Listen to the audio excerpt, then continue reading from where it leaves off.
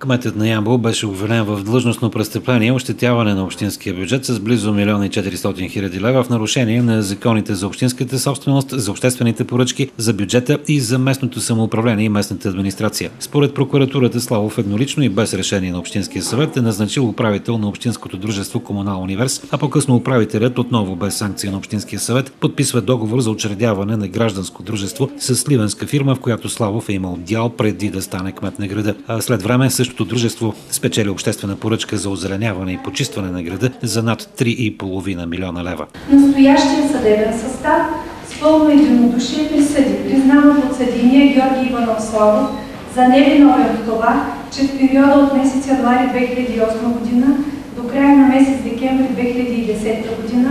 в град Ямбол в качеството си на длъжностно лице, заемащо отговорно служебно положение, кмет на община Ямбол, да е превишил властта и правата си,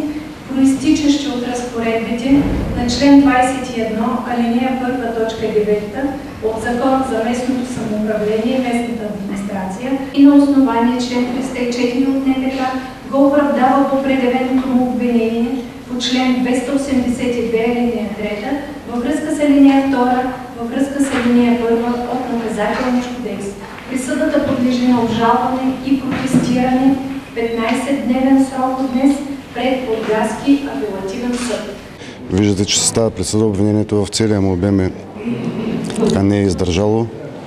и няма как. Ще се протестира присъдата, но във всички случаи трябва да се запознаем и с съображението на съда. Не мога да не съм удовлетворен от присъдата и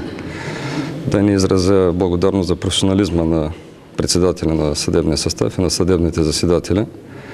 което идва още веднъж в потвърждение на моите думи и твърдения, че от самото начало и до сега всичките тези обвинения, повдигнати от Окръжна прокуратура и Ямбол, са абсолютно неоснователни и те едно по едно отпадат. Прокуратурата има 15-дневен срок, в който да протестира присъдата пред Бургаския апелативен съд.